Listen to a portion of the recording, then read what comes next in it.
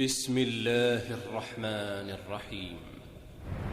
شاب يبذل أيامه من أجل أن يهدر إنسانيته. لماذا؟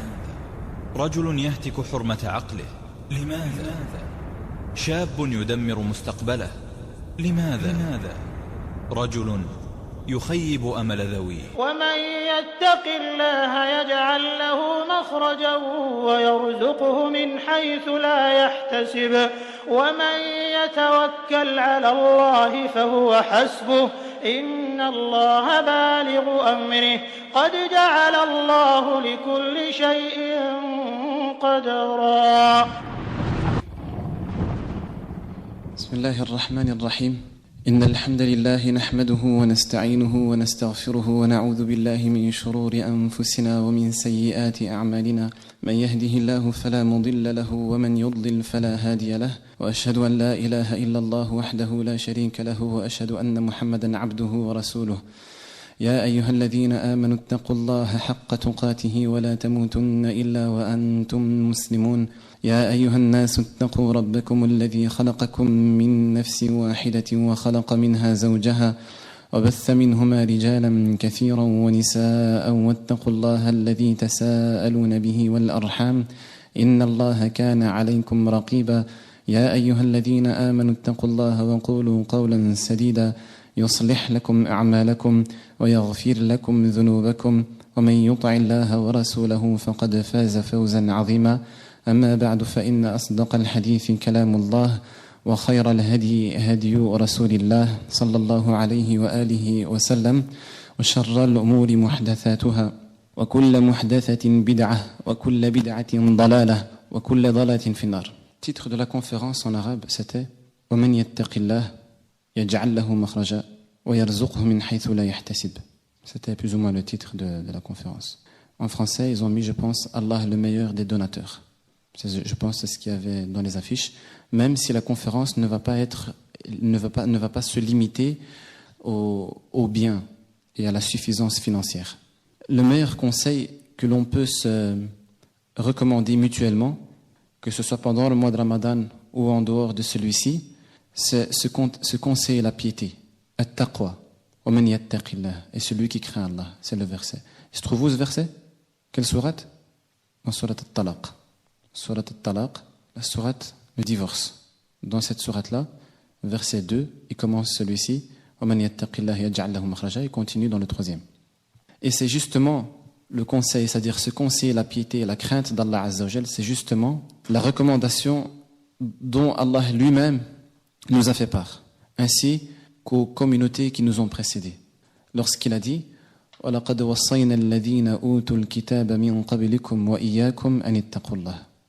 C'est-à-dire que la piété, c'est une qualité qu'Allah Azza wa Jal dont Allah Azza wa Jal a recommandé ou a fait part de cette recommandation à toutes les communautés qui ont reçu les livres avant nous, que ce soit la communauté de Isa ou autre. Et c'était aussi le mot d'ordre de tous les prophètes et messagers et savants, comme nous allons voir, Inch'Allah. Il y a déjà une conférence dont le titre est la piété. C'est pour ça que je ne vais pas en faire ma conférence. Mais il y aura sûrement des choses qui vont se répéter. Ça sera, Inch'Allah, un rappel pour ceux qui l'ont déjà écouté. At-Taqwa, le Cheikh Al-Amin, rahmatullahi alayh, il dit dans son tafsir, lorsqu'il est arrivé dans Surat Al-Baqarah, وَاتَّقُوا يَوْمًا لا تجزي نفس عن نفس شيئا, et ainsi de suite, jusqu'à la suite du verset, il a dit At-taqwa, wa at-taqu vient de l'ittiqa. Et l'ittiqa. Et l'ittiqa, oui, mais il a commencé à expliquer, Cheikh Al-Amin, rahmatullah alayhi, c'est un spécialiste de la langue arabe, de la grammaire, de la conjugaison, il a expliqué d'où ça vient, waqa, et ainsi de suite. Comment ça se fait qu'il y a un ta en plus, laquelle c'est pas le sujet de notre conférence. Il a expliqué que c'est le fait de se préserver d'une chose. Les Arabes, lorsqu'ils utilisent le mot al-ittiqa, c'est le fait de mettre entre sa personne et ce qui va le nuire un obstacle. Le fait de mettre entre sa propre personne et ce qui pourrait le nuire un obstacle. An taj'ala baynaka wa bayna ma yadurruk wiqaya. Wiqaya, c'est ce qui va te protéger, te préserver. Ça, c'est dans la langue arabe. Et il a expliqué qu'au niveau religieux, c'est ja'alu al-wiqaya duna sakhatillahi wa adhabih.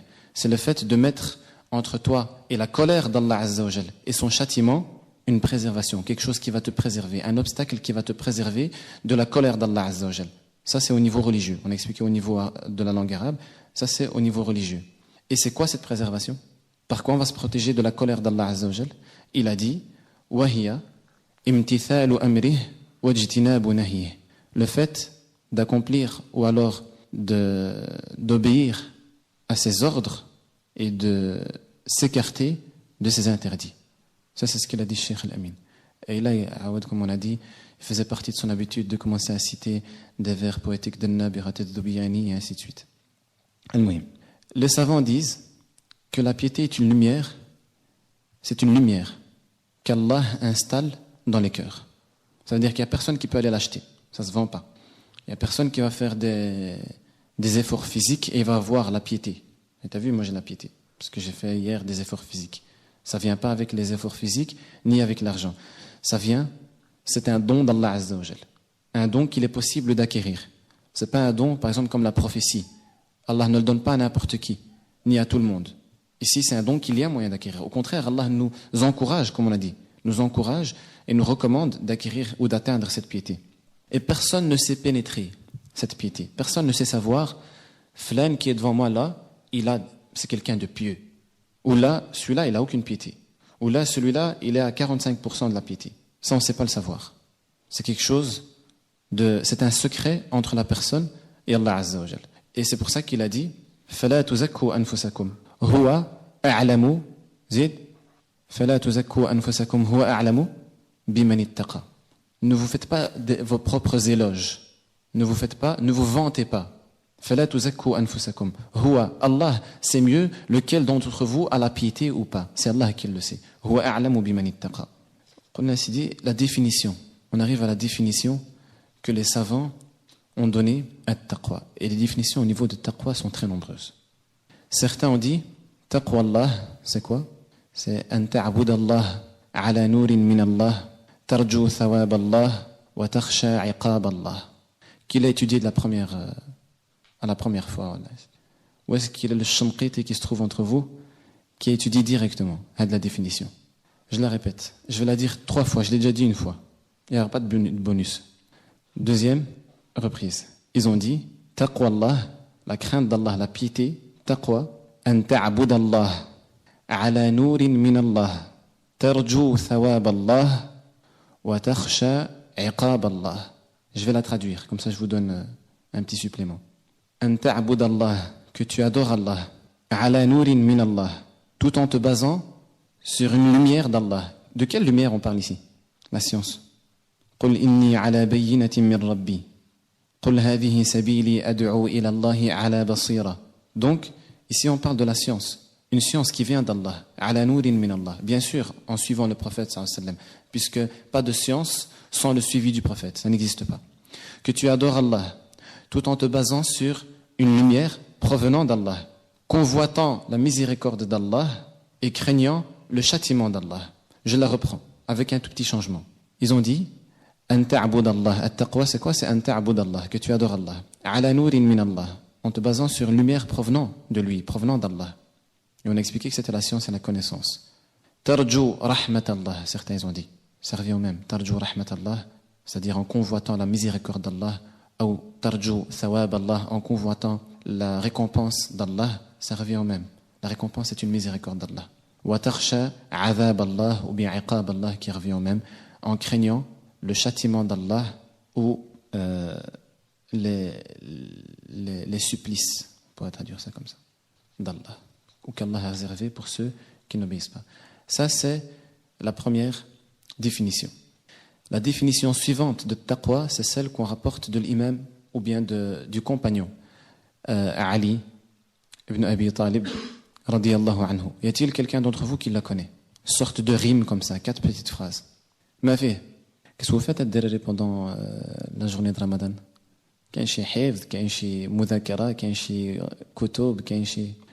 Ils ont dit que l'imam, que Ali, radiyallahu anhu, le grand compagnon cousin du prophète sallallahu alayhi wa sallam, 4e calife des musulmans, il aurait donné la définition suivante à at-taqwa, à la piété. Il a dit, c'est al-khawf min al-jalil, والعمل بالتنزيل والقناعة بالقليل والاستعداد ليوم الرحيل. Il y a beaucoup à étudier aujourd'hui. Je la reprends. Ils ont dit que Ali radiyallahu anhu aurait donné la définition suivante à التقوى الخوف من الجليل والعمل بالتنزيل والقناعة بالقليل والاستعداد ليوم الرحيل. En français, on a essayé de la modeler, ça donnerait la crainte du roi sans succession. Le roi c'est qui? Maliki Yawmiddin, ou bien Maliki Yawmiddin, Allah, sans succession, il n'y a personne qui lui succède. Lillahi mirathus samawati wal ard, c'est Allah qui appartient l'héritage des cieux et de la terre. Donc la crainte du roi sans succession. Deuxième point, l'application de la révélation, ou bien la mise en pratique de la révélation. Troisième point, le contentement du peu en combattant l'insatisfaction. Quatrième et dernier point, la préparation au jour de la résurrection. Je vais les reprendre en citant l'arabe, comme ça vous faites le lien. Ils ont dit Al-khawfu min al-jalil, la crainte du roi sans succession. Wal-amalu bit-tanzil, l'application de la révélation, c'est-à-dire le Coran et la Sunna. Wal-qana'atu bil-qalil, le contentement du peu, se contenter du peu en combattant l'insatisfaction. L'insatisfaction, l'ingratitude. Être toujours insatisfait. Toujours c'est pas suffisant. Toujours plaignant. Et quatrième et dernier point que Ali radiyallahu anhu aurait cité pour la définition de la piété, c'est la préparation, al-isti'dad li yawm ar-rahil, la préparation au jour de la résurrection, le jour du grand voyage. D'autres ont dit an yajidaka Allah haythu amarak wa an yafqidaka haythu nahak, ou bien wa an la yajidaka haythu nahak. Donc qu'il te retrouve, qu'Allah te retrouve là où il veut que tu sois. Qu'Allah te retrouve là où il veut que tu sois. Il veut que tu fasses partie des gens qui accomplissent la prière dans la mosquée. Il veut que tu fasses partie des gens qui sont dans les assemblées où on essaie de se rappeler d'Allah Azza wa Jal, d'augmenter notre foi. Il veut que tu fasses partie des gens qui vont accomplir l'Umrah. Il veut que tu fasses partie des gens qui vont accomplir le Hajj. Il veut que tu fasses partie des gens qui sont inscrits parmi les jeûneurs. Il veut que tu fasses partie des gens qui accomplissent les prières la nuit. Il veut que tu fasses partie des gens qui méditent le Coran, qui mémorisent le Coran, qui lisent le Coran et ainsi de suite. Mais il ne veut pas te retrouver dans certains endroits. Il ne veut pas te retrouver dans les discothèques. Il ne veut pas te retrouver en train de faire les allers-retours de rues bien connues pour tuer le temps ou pour tuer son cœur. En réalité, on doit dire tuer son cœur, pas tuer le temps. Parce que c'est vrai qu'on tue le temps, mais en plus, on tue aussi son cœur. Un regard par-ci, un regard par-là, une parole par-ici, et ainsi de suite. Il ne veut pas te retrouver dans tout ce qui est haram. C'est ça qu'il veut dire par là. Là où il t'a demandé d'être, sois. Et là où il t'a interdit d'être, ne sois pas. Ne sois pas là. Il ne faut pas qu'il te retrouve là. Ça fait partie de la piété. Ceci implique que le musulman se doit d'appliquer les obligations et de s'écarter des interdictions. C'est pour ça que les savants ont dit, tu veux savoir c'est quoi le taqwa? Très simple. Si tu n'as pas réussi à étudier tout ce qui a précédé, c'est simple. Fais les obligations et fais pas les interdictions. Ça c'est déjà le taqwa. Si tu fais les obligations, Allah va te rapprocher de lui. Il va élever tes degrés au paradis. Il va te faciliter le chemin. Si tu t'écartes des interdictions, il va te préserver des flammes de l'enfer, du châtiment dans la tombe et des peines et difficultés qui pourraient te rencontrer durant ton passage ici. Et le prophète, sallallahu alayhi wa sallam, il n'a pas cessé de recommander à ses compagnons la piété, at-taqwa. On est toujours dans Waman yattaqillah. Il n'a pas cessé de recommander à ses compagnons at-taqwa. Avez-vous un exemple en tête? Je sais que vous le connaissez tous, cet exemple, dans lequel le prophète sallallahu alayhi wa sallam, il recommande à ses compagnons la piété. Je crois qu'il faut commencer à mettre des enchères, des récompenses pour que Dalil lève les doigts. Un homme qui voulait accomplir ou qui voulait voyager, qui désirait voyager, est venu voir le prophète sallallahu alayhi wa sallam et lui a dit: je vais voyager, fazawidni, donne-moi une provision que je vais utiliser durant mon voyage, loin du prophète sallallahu alayhi wa sallam. J'ai besoin de quelque chose sur quoi je vais me cramponner. Je ne vais pas lâcher cette chose. Il lui dit: zawidni, donne-moi cette provision. Le prophète sallallahu alayhi wa sallam lui dit: zawadakallahu at-taqwa, qu'Allah te donne comme provision la piété, at-taqwa, encore la piété. Et il lui a dit dans le même: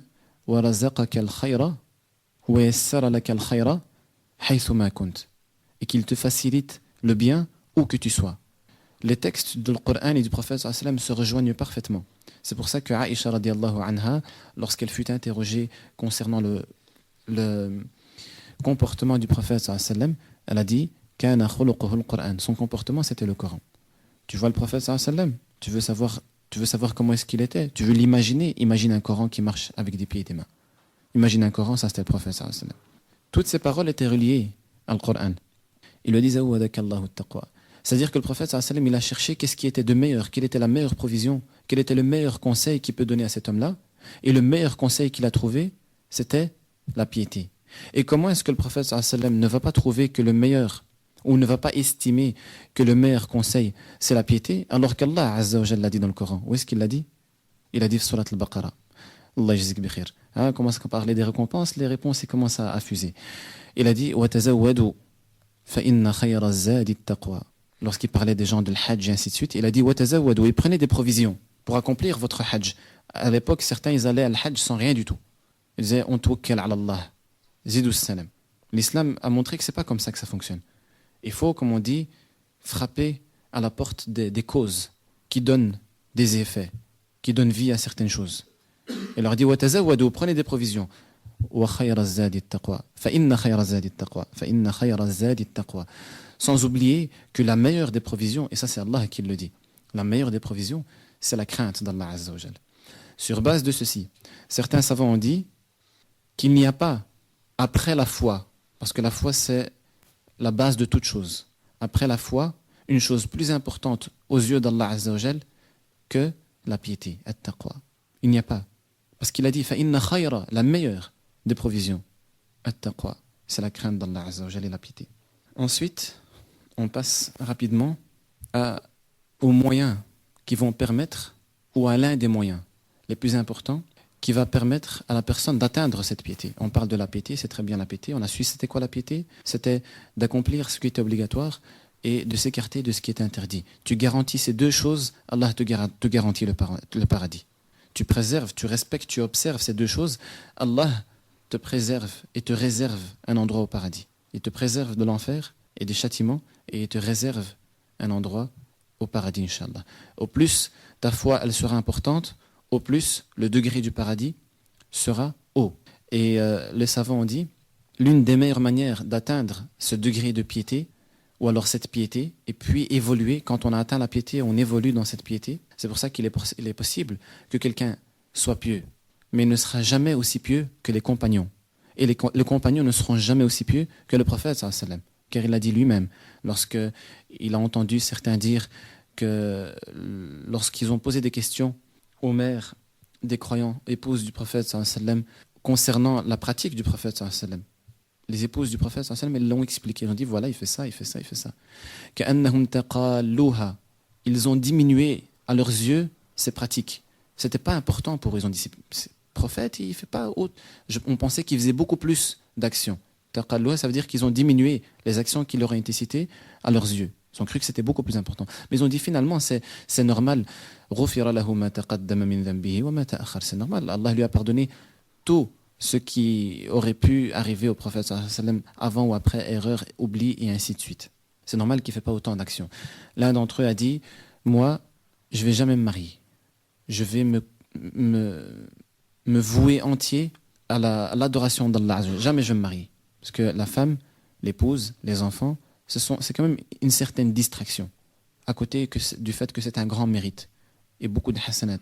Et ça peut être un chemin, même c'est un chemin, pour se rapprocher d'Allah Azza wa Jal. L'autre, il a dit Ana, je vais jeûner toute ma vie. Je ne vais jamais manger. Pas seulement le mois de Ramadan. Tous les jours. Et l'autre, il a dit Ana, je priais toute la nuit. Je ne dors pas. Le prophète sallallahu alayhi wa sallam, il a entendu ça. Et il leur a dit Ama wallah, fa inni atqakum lillah wa akhshakum. Je suis beaucoup plus pieux que vous tous. C'est là que je voulais arriver. Sur base de ce texte, on voit qu'il est possible que certains atteignent un degré de foi et de piété, mais que lorsqu'on l'a atteint, les gens sont de différents stades et de différents niveaux. Certains, ils ont une grande piété, certains, ils ont une plus petite, certains, ils ont des piétés qui descendent, qui vont à la baisse, ça c'est très grave. D'autres, ils ont une piété qui augmente. Et le prophète, sallallahu alayhi wa sallam, il savait parfaitement que la piété est l'un des meilleurs bienfaits dont Allah Azza wa Jal peut combler la personne. Voilà pourquoi ce qu'il disait dans le dua, Allahumma inni as'aluka al-huda wa al-tuqa wa al-afafa wa al-ghina. Regardez le ghina, la richesse. La richesse pas seulement dans les biens, la richesse de cœur aussi. Al-ghina wa yarzuqhu min haythu la yahtasib. Nous n'avions-nous pas dit que la sunna rejoignait tout le temps le Coran?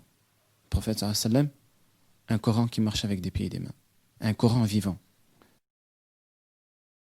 Il disait Allahumma inni as'aluka al-huda wa al-tuqa. Il demandait à Allah de le guider dans le droit chemin, al-huda, même si la guidance apparemment c'est un mot qui n'existe pas. Wa al-tuqa. Al-tuqa c'est taqwa, c'est la piété, la crainte d'Allah Azza wa Jal. Les savants ont dit que l'une des meilleures manières pour atteindre cette piété et l'augmenter, essayer d'évoluer, de progresser dans cette piété lorsqu'on l'a atteint, c'est par le biais du Coran. Ce qui n'est pas étonnant, ni étrange. Et ils ont donné des preuves. Je vais citer une seule des preuves. Tout début du Coran. Alif Lam Mim. Dhalika al-kitabu la rayba fihi. On parle du livre, du Coran. Aucune erreur. Regardez, c'est pas un livre, normalement, vous avez vu, comme certains ils ont souvent dit, ce n'est qu'un simple rappel. Lorsque quelqu'un édite un livre, ou lorsque quelqu'un est l'auteur d'un livre, à la fin il met ceci, lorsqu'il est modeste, il dit ceci, c'est le maximum que j'ai pu œuvrer. J'ai fait mon possible pour présenter le livre le plus correct possible. Si vous y trouvez des erreurs, faites des invocations pour moi, écrivez-moi. Inch'Allah, on essaiera dans la prochaine édition de corriger les manquements, etc. Allah Azza wa Jal, il donne des gifles directement à tout le monde. Dhalika al-kitab la rayba fihi. Va même pas chercher. Il n'y a pas d'email à la fin du Coran qu'on envoie pour dire attention à une erreur ou là, ce genre de choses. Ou là, un numéro de téléphone ou bien la maison d'édition. La maison d'édition, elle est sacrée. Et Allah défie qui que ce soit dès le départ. Il lui dit Dhalika al-kitab. Tel est le livre. Voici le livre. La rayba fihi. Aucune erreur, aucun doute. Directement. Il ne faut même pas te casser la tête. Ne t'épuise pas à chercher une erreur ou un manquement, une contradiction. C'est un livre divin. Hudan lil muttaqin. C'est dire, on va prendre la traduction de Hudan. C'est un guide pour les pieux. Un guide pour les pieux. C'est-à-dire que celui qui veut atteindre la piété, il est obligé de passer par le Coran. Et quand il passera par le Coran, qu'il soit sûr et certain, parce que c'est une promesse d'Allah Azza wa Jal. Et on va arriver à l'autre promesse. C'est une promesse d'Allah Azza wa Jal. Et Allah tient toujours ses promesses. Celui qui respecte le Coran, qui l'honore, qui l'élève, وَمَنْ يُعَظِّمْ شَعَائِرَ اللَّهِ فَإِنَّهَا مِنْ تَقْوَى الْقُلُوبِ. Quiconque exalte, met dans un piédestal important tout ce qui, sha'a'ir Allah, ils ont dit les ulama, tout ce qui nous fait ressentir qu'il y a un lien avec Allah. Et le Coran, bien sûr, c'est la parole d'Allah. Donc tout ce qui nous fait ressentir qu'il y a un lien avec Allah, si dès qu'on sait qu'il y a un lien là-dedans avec Allah, et on estime cette chose, on lui donne une certaine valeur, la plus grande valeur qu'on peut donner, parce qu'il y a Allah qui est mis en évidence avec ce qui est devant nous. Ici, je dis n'importe quoi. Tout ce qui peut être en lien avec Allah. Dès qu'on l'exalte parce qu'on sait qu'il y a Allah derrière tout ça, ça fait partie de la piété. Allah le dit. فَإِنَّهَا مِنْ تَقْوَى الْقُلُوبِ. Ça veut dire qu'il est possible que certains, ils ont étudié al-fiqh, la jurisprudence, et ils ont peut-être étudié les avis qui parlent du respect du Coran et de ne pas le porter, le lire, l'ouvrir, le transporter, sauf si la personne est en état d'ablution. Il y en a certains qui sont peut-être d'un autre avis, parce qu'il y a deux avis. Certains qui disent non, au contraire, on peut, même si on n'a pas les ablutions, on peut toucher le Coran et ainsi de suite. Peut-être que certains sont convaincus par ce deuxième avis, mais par respect au Coran, ça c'est au niveau jurisprudentiel, ils sont convaincus. Au niveau de le fiqh, ils sont convaincus. Pour eux, les arguments de ceux-là sont plus valorisants, sont plus valables. Ils prévalent sur les autres. Mais par respect au Coran, il ne va pas le toucher, tant qu'il n'est pas en état d'ablution. Ça fait partie, Allah dit, فَإِنَّهَا مِنْ تَقْوَى الْقُلُوبِ. Ça fait partie de la piété des cœurs. Et ici, on a le Coran qui nous dit que c'est un guide. Allah nous dit dans le Coran, c'est un guide. Le Coran est un guide pour les pieux. Toute personne qui va mémoriser le Coran, qui va réciter le Coran, qui va prier la nuit en lisant le Coran, qui va méditer les passages du Coran, qui va essayer de comprendre dans le tafsir les versets du Coran. Tout ça, ce sont des chemins directs. Il n'y a pas d'escale vers la piété. Ce sont des chemins directs vers la piété, c'est Allah qui le dit. Les savants disent aussi que la piété, elle accompagne le serviteur où qu'il soit. La piété, ce n'est pas seulement dans la mosquée, ni dans les associations, ni pendant que je lis un livre, ni pendant que je suis devant un imam, ou ce genre de choses. Mais la piété accompagne la personne partout. Que la personne soit avec son épouse, que la personne soit avec son frère, que la personne soit à l'école, que la personne soit au travail, pendant qu'il vend, pendant qu'il achète, pendant qu'il fait ses courses tout simplement, pendant qu'il sort, pendant qu'il respire, pendant qu'il dort, la piété elle est tout le temps présente. Tout le temps. Ce n'est pas quelque chose de spécial à un endroit particulier. Elle est là partout. On doit faire preuve de piété partout. Être équitable pour ceux qui ont des enfants. Être juste pour ceux qui ont des épouses. Être correct pour ceux qui ont des frères et sœurs. Être respectueux pour ceux qui ont des parents. Donc la piété, elle est partout. Elle est présente partout. Et au plus la personne elle est correcte, au plus son degré de piété avec toutes ces personnes-là, et puis finalement avec soi-même. Il fait partie des 7 catégories de personnes qui seront protégées sous l'ombre du trône d'Allah Azza wa Jal. Celui qui seul, il s'est rappelé d'Allah, il s'est souvenu d'Allah, fafadat aynah. Ses yeux ont laissé couler des larmes lorsqu'il s'est souvenu d'Allah Azza wa Jal. Il n'y a pas son frère, il n'y a pas son épouse, il n'y a pas son père, il n'y a personne. Il est seul. C'est de la piété. Et celui-là, par sa sincérité, et la sincérité fait partie de la piété, il va être couvert et protégé le jour dernier, il va être protégé sous l'ombre du trône d'Allah Azza wa Jal. Il fait partie des 7 catégories qui vont être protégées le jour dernier. Donc cette piété, elle est partout. Et on doit essayer de l'entretenir avec tout le monde. Et comme on a dit, même qu'on est seul. Lorsque j'achète, on nous a rapporté dernièrement qu'un imam, dans un pays européen, prenait le bus tous les jours à la même heure, jusqu'à ce que le conducteur il le reconnaisse. Et il a su que c'était l'imam. Un jour, il achetait toujours son ticket, bien sûr. Un jour, la personne, c'est-à-dire le conducteur, lui a remis de la monnaie. Et lorsque l'imam a été s'asseoir, il a fait le compte, il a trouvé qu'il y avait 10 cents en plus. 10 cents en plus. Ça, c'est la riwaya que moi j'ai eue. Par après, le lendemain, ou la prochaine fois qu'il a rencontré ce conducteur, il lui a dit, voilà, j'aimerais un ticket, et voilà, s'il te plaît, je te remets tes 10 cents d'hier, parce que tu t'es sûrement trompé dans tes calculs. J'ai vu qu'il y avait un petit surplus. Le conducteur lui a dit, non, c'est fait exprès. Je l'ai fait exprès. J'ai appris que tu étais le nouvel imam de tel endroit, et j'ai voulu savoir qu'est-ce qu'il y avait un peu. Je voulais voir un peu, c'était quoi un vrai imam. Étais-tu un vrai imam? J'ai mis 10 cents. Il n'a pas mis 5 millions d'euros. Il n'a pas donné un billet de 500 euros comme ça sans faire exprès. Non, il lui a mis 10 cents. Il a dit, j'ai fait exprès aussi de choisir 10 cents. Parce que beaucoup vont se dire, ouais, c'est pas grave, 10 cents, c'est pas grave, il n'a pas fait exprès. Mouhim, Sharakat Tobis, elle est importante, comme on dit. C'est une société de bus. Ils ont des millions, on va dire. Et combien de fois, je vais me dire, ouais, moi aussi, combien de fois j'ai perdu de l'argent? Quelqu'un est venu me remettre. Ah, c'est pas grave. Bismillah, les 10 euros. Ala barakatillah. Non. Même pour les 10 cents, il a été les remettre. Imaginez-vous, et c'était pas un musulman celui-là. C'était pas un musulman. Le conducteur n'était pas un musulman. Imaginez-vous, il les aurait pris. Qu'est-ce qu'il aurait dit celui-là? Il aurait dit, il y a les imams. Même 10 cents, tama'a fiha, comme on dit. Partout. Allahumma, même si je dois laisser des droits qui m'appartiennent, je dois les laisser ici, fait dunya. En tout cas, il n'y a pas les droits des gens qui vont me suivre, yawm al-qiyamah. Les droits des gens ne vont pas me suivre jusqu'au jour dernier. Si moi, mes droits, moi, ils restent chez certains, c'est pas grave. Et on rapporte aussi qu'il y a certains, c'était dans un pays du Maghreb, un imam qui allait toujours acheter sa viande hachée, el kifta, chez quelqu'un, et à chaque fois, ce boucher, c'était quelqu'un de connu, il mettait toujours moins, pour le même prix. Ça veut dire que s'il vend 1 kilo à 5 euros, il va mettre 950 grammes et il va le vendre au prix de 1 kilo. C'était connu. Et il perdait beaucoup de clients à cause de ça. Cet imam, il l'a jamais lâché. L'imam, même s'il le savait, il allait tout le temps chez ce boucher-là. Et les gens lui disent, subhanallah, c'est l'imam, c'est le frère. Qu'est-ce que tu fais là? Tout le monde sait que celui-là, il triche. Il te fait payer des prix ronds alors qu'il diminue toujours dans la pesée. Il lui a dit, c'est celui-là que je cherche.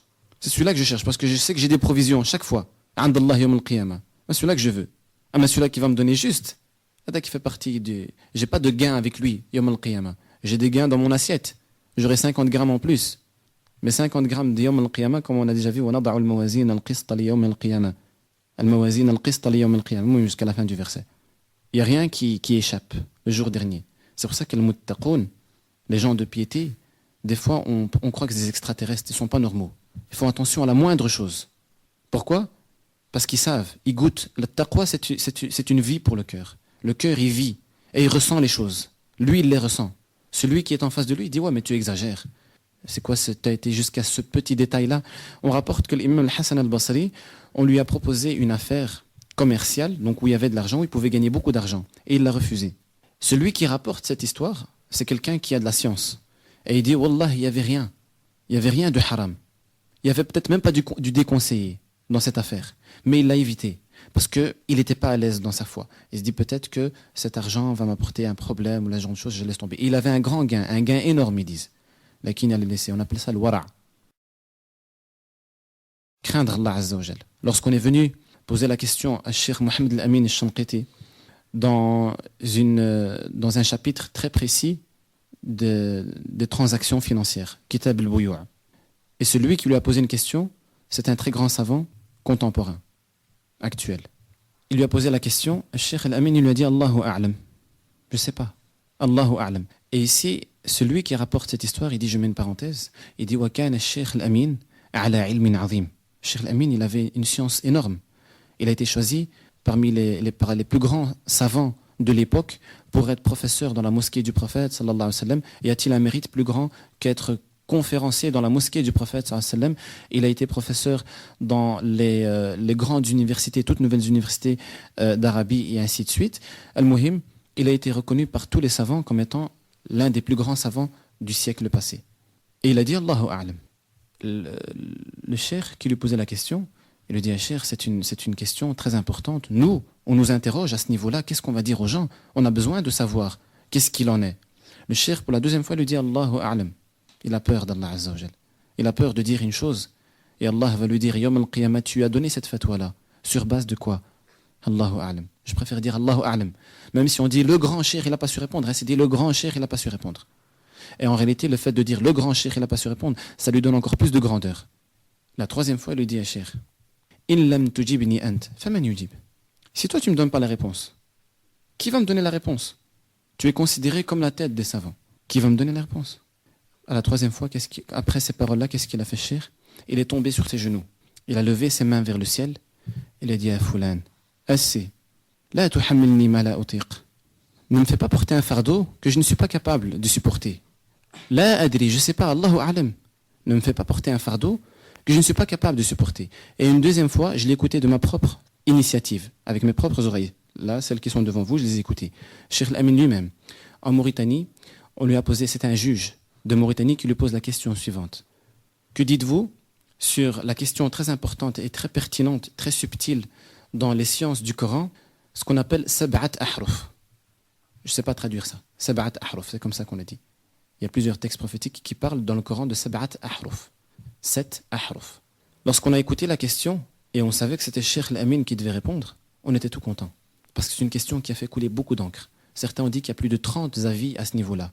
Le Hafid ibn Hajar al-Asqalani dans Fath al-Bari, rahmatullah alayh, il a cité des avis par dizaines à ce niveau-là. Et c'est une question qui est très pertinente, très subtile, où beaucoup sortent en disant Allahu A'lam. Et ils disent Wallahu a'lamu bis-sawab wa ilayhi al-marji'u wal-ma'ab. Allahu A'lam. Ils sortent tous là avec un grand point d'interrogation. Lorsqu'on a posé cette question à cet imam, on était tout content, on a dit alhamdulillah, on va avoir un avis qui va nous résumer. C'est un spécialiste du Coran, vous savez qu'il a écrit Tafsir Adwa al-Bayan et c'est l'un des derniers mufassirun. Spécialiste du Coran. Presque toute sa vie, il a passé à interpréter le Coran. Il a répondu Amalan biqawlihi ta'ala wa la taqfu ma laysa laka bihi ilm aqul Allahu ta'ala a'lam. Il a dit je vais mettre en pratique, mettant en pratique la parole d'Allah Azza wa Jal dans Surat al-Isra et ne dis pas des choses, ne suis pas des choses dont tu n'as aucune connaissance, je dis Allahu a'lam. Pourtant c'est son domaine, c'est sa spécialité. Allahu a'lam. Ce sont des gens qui faisaient attention à ce qu'ils disaient. Et l'imam al-Shafi'i radiyallahu anhu, comme dit certains, ou la rahmatullah alayh, il a dit raditu bimalikin hujjatan bayni wa bayn Allah. Il a dit j'étais satisfait. Je me contente de prendre Malik, l'imam Malik, comme preuve entre moi et Allah Azza wa Jal. Les savants, ils ont expliqué cette parole, ils ont dit, c'est comme s'ils voulaient dire, si Allah Yawm al-Qiyamah va me poser la question, il va me dire, pourquoi est-ce que tu as dit aux gens, ça c'est halal, ça c'est haram, et ainsi de suite, lorsque je vais dire, je l'ai appris de l'imam Malik, je vais être tranquille. Pourquoi? Parce qu'il a vu dans l'imam Malik la piété. Et ce n'étaient pas des gens qui donnaient des avis juste comme ça, parce qu'ils ont envie de les donner. Au contraire. Et il y a l'histoire très connue dans laquelle on est venu poser la question à l'imam Malik de l'Irak. On a fait un long voyage. Sur 40 questions, il n'a répondu qu'à 13. Il n'a répondu qu'à 13 questions. Et il y a d'autres versions, bien sûr, à ce niveau-là. Et lorsque la personne qui lui a posé les questions, qui vient d'Irak, qui a ramassé toutes ces questions-là, qui est venu chez lui jusqu'à Médine, parce qu'il savait que l'imam, il était là, il lui a dit, Taïb, tu m'as répondu à ces questions-là. Et j'en ai encore 27 sans réponse. Qu'est-ce que je vais dire aux gens de l'Irak? Il lui a dit, dis aux gens de l'Irak, l'imam Malik la ya'lam. Il ne sait pas. Point. Puis il a dit, tu viens de l'Irak? Moi, il m'attend 2 secondes ici, j'arrive. Et il invente des réponses. Là, je sais, je te dis, je ne sais pas, Allahu a'lam. Et ça, c'est quoi? C'est la crainte d'Allah Azza wa Jal. La crainte qu'il y ait dans ces pages des paroles qu'il ait prononcées, qu'il ait dites au nom d'Allah, alors qu'il n'avait pas de texte clair. Il y a certains, ils ont des idées. Quand je dis idées, ça veut dire ils ont un semblant de réponse. Et ça pourrait être finalement une réponse. Mais il a peur de le dire. Allah va l'interroger. On va être interrogé sur tout. Il ne dit aucune parole sans qu'il y ait près de lui directement quelqu'un prêt à l'inscrire. Tout ce que l'on dit, tout ce que l'on écoute, tout ce que l'on regarde, tout ce que l'on croit, Fouad. Et c'est pourquoi ils ont dit, comme on a dit, cette piété elle nous accompagne partout. Et les savants ont dit, celui qui recommande la piété, il recommande finalement tout de la religion. Il recommande de respecter et d'observer et d'honorer toute la religion. Parce que si vous avez vu, on a parlé du fait de dire des choses sans science, le fait de ne pas craindre Allah Azza wa Jal dans le commerce, partout. Donc finalement, la piété, c'est toute la religion. Elle englobe toute la religion. Voilà pourquoi aussi, l'imam al-Hafidh ibn Abd al-Barr, il a dit Jima'ul khayri kullih taqwallah. Al-Hafidh ibn Abd al-Barr, soyez fiers de cet imam. Soyez fiers de cet imam. Maghrabi ou l'asl. Si cet imam est un Maghrabi, ça ne veut pas dire que le Maghraba ne connaissent rien. Il y a moyen d'être un Hafidh ibn Abd al-Barr. Hafidh ou Safi. Al-Hafidh ibn Abd al-Barr, il a dit Jima'ul khayri kullih. Si tu vas voir tout le khayr dans de petites paroles, de simples paroles, c'est taqwallah. Il y a tout le khayr dedans. Tout le bien s'y trouve. La crainte d'Allah Azza wa Jal. Et tout prophète, et chaque savant, lorsqu'il a voulu faire une exhortation, ou transmettre un message, ou faire des recommandations, donner des conseils, ils ont tous introduit leur discours par usikum bi taqwallah. Je vous recommande la crainte d'Allah Azza wa Jal. Jusqu'à présent, tous. Taqwallah, c'est la clé de toute réussite. Ensuite, on revient à وَمَنْ يَتَّقِ اللَّهَ يَجْعَلْ لَهُ مَخْرَجًا. وَمَنْ يَتَّقِ اللَّهَ يَجْعَلْ لَهُ مَخْرَجًا. Il lui trouve une issue. Celui qui craint Allah, Allah Azza wa Jal lui trouve une issue.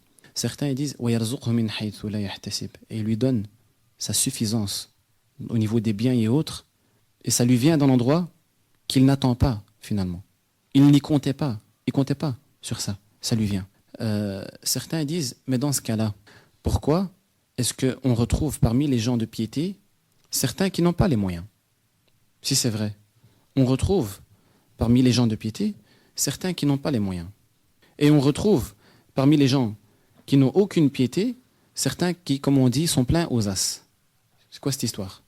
Ici, Cheikh l'Islam Ibn Taymiyyah, il a répondu, il a dit, le fait qu'Allah ait dit dans la sourate At-Talaq, divorce, je vais vous donner, Inch'Allah, la traduction correcte de ces versets-là. Et quiconque craint Allah, il lui donnera une issue favorable. Quiconque craint Allah, fait preuve de piété, il lui donnera une issue favorable. Il lui accordera ses dons, c'est-à-dire les moyens de subsistance et autres, et lui accordera ses dons par des moyens sur lesquels il ne comptait pas. Il ne comptait pas. Dans ce verset, il n'y a pas quelque chose qui pourrait nous faire comprendre que celui qui n'a pas de foi et qui n'a pas de piété ne reçoit rien. Au contraire, les autres textes de Coran, ils disent que tout le monde reçoit son rizq, qu'il ait une foi importante, qu'il ne l'ait pas, que ce soit un être humain ou pas. وَمَا مِن دَابَّةٍ فِي الْأَرْضِ إِلَّا عَلَى اللَّهِ رِزْقُهَا. Surat Hud. Tout ce qui vit, Allah Azza lui donne son rizq.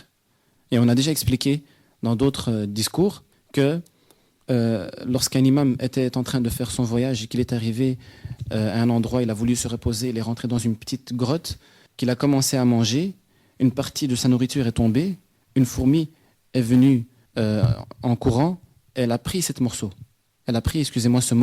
de nourriture, ou cette portion de nourriture, elle est partie. Et là, l'imam, il ne l'a pas écrasé comme on l'a dit, il a médité. Il a médité, il a dit Subhanallah, chouf le rizq de cette fourmi. C'est moi qui suis venu de je ne sais pas où jusqu'ici pour donner son rizq. Allah il donne le rizq à tout le monde. Que ce soit, comme on a dit, un être humain ou pas. Même les animaux, ils reçoivent leur rizq. Allah pense à tout le monde. Donc, ça c'est la réponse par rapport au fait que comment ça se fait que certains ils n'ont pas de piété, ils n'ont pas de foi, ils reçoivent des biens, des fois beaucoup de biens. Quant à la réponse à la deuxième partie, pourquoi alors dans ce cas-là, ceux qui ont une piété et une crainte, des fois on voit qu'ils n'ont pas de suffisance importante, ça peut être, comme on a dit, la réponse se trouve dans Surat al-Fajr. فَأَمَّا الْإِنسَانُ إِذَا مَا ابْتَلَاهُ رَبُّهُ فَأَكْرَمَهُ وَنَعَّمَهُ فَيَقُولُ رَبِّي أَكْرَمَنِ وَأَمَّا إِذَا مَا ابْتَلَاهُ فَقَدَرَ عَلَيْهِ رِزْقَهُ فَيَقُولُ رَبِّي أَهَانَنِ. Quant à l'homme, lorsque son Seigneur l'éprouve en l'honorant et en le comblant de bienfaits, il dit « Mon Seigneur m'a honoré ». Mais par contre, quand il l'éprouve en lui restreignant sa subsistance, il dit « Mon Seigneur m'a avili ». Mais non, qu'Allah. Je reprends en français, la première partie, quand l'homme, lorsque son Seigneur l'éprouve, donc quelque part, la suite c'est quoi? C'est en l'honorant et en le comblant de bienfaits. Donc le fait d'être comblé de bienfaits ne veut pas dire tout le temps que c'est quelque chose de bien. Parce qu'Allah dit l'éprouve, c'est une épreuve. Tu peux être éprouvé par les bienfaits, c'est-à-dire avoir beaucoup de subsistance et ainsi de suite. Dans ce cas-là, qu'est-ce qu'il dit l'homme? Il dit mon Seigneur m'a honoré. Mais par contre, quand il l'éprouve, là aussi c'est une épreuve. C'est pour ça qu'on a expliqué dans d'autres discours. Mais par contre, quand il l'éprouve en lui restreignant sa subsistance, c'est-à-dire en lui diminuant ses moyens, il dit mon Seigneur m'a avili. Il m'a avili. C'est comme si il n'a plus de valeur aux yeux d'Allah. Et Allah, qu'est-ce qu'il dit? فأما الإنسان إذا ما ابتلاه فأكرمه ونعمه فيقول ربي أكرمن وأما إذا ما ابتلاه فقدر عليه رزقه فيقول ربي أهانن. Quelle est la réponse d'Allah? Kalla. Mais non. Ça veut dire que c'est pas toute personne qui a beaucoup de moyens, qui a reçu beaucoup de bienfaits d'Allah Azza wa Jal, ça veut pas dire que cette personne elle a beaucoup de piété, et le contraire aussi n'est pas vrai. C'est pas parce qu'une personne a eu une diminution de la part d'Allah Azza wa Jal au niveau de ses bienfaits que cette personne n'est pas bonne. Et ça peut être, comme dit Cheikh l'Islam Ibn Taymiyyah, ça peut être une protection pour lui, afin de ne pas excéder dans les plaisirs de la vie d'ici-bas, de ne pas se concentrer sur les plaisirs de la vie d'ici-bas et les bienfaits de la vie d'ici-bas. Ça peut être une protection pour lui, afin de toujours rester dans le rappel d'Allah Azza wa Jal, dans la lecture du Coran, dans l'apprentissage de la science, et ainsi de suite. Combien sont ceux qui, lorsqu'ils ont vu qu'ils avaient ils ont reçu beaucoup de bienfaits d'Allah Azza wa Jal, beaucoup de moyens, et ainsi de suite, ils ont oublié Allah. Regardez rien que lorsque vous recevez la paye, à la fin du mois ou au début du mois, comment vous êtes? Et ça, il faut faire attention. Il faut frapper shaitan dans ce genre de cas. Comment vous êtes? La personne, faites l'expérience. Elle se sent comme puissante. C'est une bête paye, 1000 €. La personne, il se sent comme puissant. Il est capable de faire beaucoup de choses et ainsi de suite. Et faites l'expérience. Si ça vous arrive, il serait temps de changer. Faites l'expérience. Si lorsque vous avez reçu votre paye, vous faites moins de prières, moins de lecture du Coran, vous fréquentez moins les mosquées, et ainsi de suite, sachez que attention. Et on voit que lorsque c'est la moitié du mois et commence à s'approcher à la fin du mois, que les petites centaines d'euros commencent à diminuer, la personne, il fait le plus faible comme ça, naturellement. Mais s'il le fait exprès, c'est naturel. Il fait le plus faible, il va plus à la mosquée, et ainsi de suite. Il essaie de lire. Pourquoi? Parce qu'il n'a plus autant d'argent, il peut plus se permettre ce qu'il pouvait se permettre au début du mois, et il doit commencer à faire des calculs pour arriver à la fin du mois. Et il fait le discret, personne ne le voit, il est mskin comme ça, derwish. Dès que c'est au début du mois, tafar'ana ar-rajulu. On dit, il se pharaonise. On invente un verbe, vite fait, bien fait. Mais Allah dit qu'Allah, c'est pas le cas. C'est peut-être, comme on dit, une protection, une préservation d'Allah Azza wa Jal. Si Allah, mais il va toujours lui donner, attention, quand je dis une protection, une préservation, c'est pas il va être à zéro, le pieux. Non, il va lui donner ce qui lui suffit. Ama le surplus, c'est-à-dire avoir beaucoup plus, ça, il le donne à qui il veut. Certains, peut-être, s'il leur donne, ils vont s'égarer du chemin. D'autres pas. Sulaiman, combien de biens il n'avait pas? Et certains, parmi les pieux, alhamdoulilah, ils ont les biens et ils l'utilisent convenablement. Alhamdoulilah, Allah décide, c'est à qui le donner. On va passer, Inch'Allah, à la suite et à la fin, le cas, on va dire, plus concret. Et la suite du verset, c'est quoi? Man yattaqillaha yaj'al lahu makhraja wa yarzuqhu min haythu la yahtasib. Zid وَمَن يَتَوَكَّلْ عَلَى اللَّهِ فَهُوَ حَسْبُهُ. Et quiconque place sa confiance en Allah Azza wa Jal, Allah lui suffit. فَهُوَ حَسْبُهُ. إِنَّ اللَّهَ بَالِغُ أَمْرِهِ. كاين إِنَّ اللَّهَ بَالِغٌ أَمْرَهُ. كاين ولا ما كاينش أصحاب القراءات. مهم إِنَّ اللَّهَ بَالِغُ أَمْرِهِ. Allah il arrive toujours à ses fins si on veut. Et a toujours à réaliser ce qu'il a proposé ou ce qu'il sait proposer. إِنَّ اللَّهَ بَالِغُ أَمْرِهِ قَدْ جَعَلَ اللَّهُ لِكُلِّ شَيْءٍ قَدَرًا. Allah a donné à toute chose un terme. Allah a fixé à toute chose un terme. Et je vais expliquer cette suite de versets dans ce qui va suivre. Certains, ils n'accomplissent pas la prière. Certains n'accomplissent pas la prière à l'heure. Ou là, certains n'accomplissent pas la prière à l'heure. Alash Sidi, pas parce que ce sont des mfilsines, pas parce que ce sont des égarés, ni parce qu'ils n'ont pas de foi, c'est-à-dire l'absence de foi. Mais ils nous disent, Wallah, je travaille. Je travaille, comment tu veux que je fasse? Je travaille. Et le patron, il ne me laisse pas prier. Ou alors, j'ose pas lui demander. Et s'il me hassale, imagine-toi maintenant, je vais dans un local, je prie, et il me capte. Je vais peut-être risquer mon poste. Certains, ils ne prient pas à l'heure. C'est-à-dire, ils regroupent tout à la fin, parce qu'il y a l'école. Et ouais, à l'école, je dois quitter tout le monde, je dois partir de la cour, je dois essayer de trouver un endroit, je dois commencer à prier, peut-être des élèves muhassal, peut-être ils vont commencer à crier pendant que je prie, et ainsi de suite. Laisse tomber, je prie après à la maison. Le cas le plus grave ici, qui est le plus, on va dire, celui qui perturbe le plus, c'est celui du travail. Parce qu'à l'école, c'est un peu de tafachouche, comme on dit. Il y a toujours moyen de s'organiser au travail. Il dit, je ne peux pas. Ça veut dire que Allah dit, Inna as-salata kanat 'ala al-mu'minina kitaban mawquta. Chaque prière, elle a un début, il ne faut pas prier avant, et elle a une fin. Un temps de début et un temps de fin. On ne peut pas prier après. C'est fixé, de manière très minutieuse. Pas une minute. Par exemple, si quelqu'un, il faut commencer à accomplir la prière de Dhuhr à 13h37. Si quelqu'un commence à l'accomplir à 13h36 et 52 secondes, c'est pas accepté. Comme quelqu'un qui veut faire tawaf, s'il commence un pas en avant ou en arrière, enfin en arrière ça va encore, mais s'il commence, c'est-à-dire derrière le Hajar al-Aswad, ce n'est pas valable. Il doit le terminer. C'est comme ça que Sharia elle est venue. Elle est très précise dans certains points. Lorsqu'on parle de zakat, 2,5%, 12 mois, lunaire. Il faut la donner le jour même. Et il y a le nisab, c'est-à-dire le minimum imposable, qui a plus ou moins de 85 grammes d'or. 85 grammes d'or en réalité, même si certains, c'est un calcul précis, certains ont fait valoir 87 grammes, ainsi de suite. Mouhim, ce sont, à chaque fois, je veux dire par là que l'islam est venu des fois avec des choses très précises. On ne peut pas commencer à prendre ce qu'on veut et délaisser ce qu'on veut. La prière de même. La prière, elle a un temps de début et un temps de fin. Il ne faut pas dépasser ce temps de fin. Et il faut essayer de s'organiser, de s'arranger, de se plier en 4 ans, 8 ans, 22 pour accomplir cette prière à l'heure. Si quelqu'un dit « je n'accomplis pas à l'heure parce que je risque de perdre mon travail », cela veut dire que tu as donné plus d'importance à ton travail qu'à ta religion. Tu préfères perdre ta religion que perdre ton travail. Et qui t'a dit que tu allais perdre ton travail? Parce qu'Allah t'a dit « وَمَنْ يَتَّقِ اللَّهَ يَجْعَلْ لَهُ مَخْرَجًا » Si tu fais preuve de piété, Allah va te trouver une issue favorable. C'est une promesse d'Allah Azza wa Jal. Alors, les gens sont de deux sortes. Ceux qui croient au Coran et ceux qui ne croient pas au Coran. Si tu te dis croire au Coran, tu es obligé de croire à ce verset. Et si tu crois à ce verset, tu es obligé de le mettre en pratique. Et tu dois être content. Certains, ils n'ont pas de religion, ils n'ont pas ce verset. Comment est-ce qu'ils font quand ils sont dans des problèmes? Toi, tu as cette religion, tu as tout ce bienfait. Allah t'a comblé par ces ni'am et ces minan qu'il n'a pas donné à tout le monde.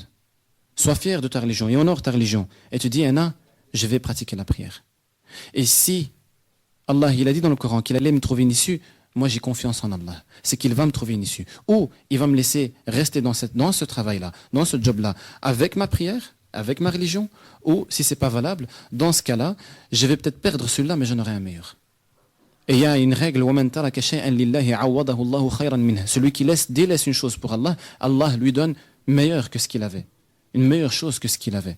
L'autre exemple, c'est celle parmi nos sœurs, Allah, qui disent je ne porte pas le hijab parce que c'est le même cas, le travail ou l'école. L'école, il y a toujours moyen de s'arranger. Elle s'est dit va t'inscrire dans une école où ils permettent de porter le hijab. Même si pour ça, tu dois attendre des mois pour commencer l'école ou ce genre de choses, arrange-toi pour être dans une école qui permet de porter le voile. Et au niveau du travail, c'est la même règle que pour la prière.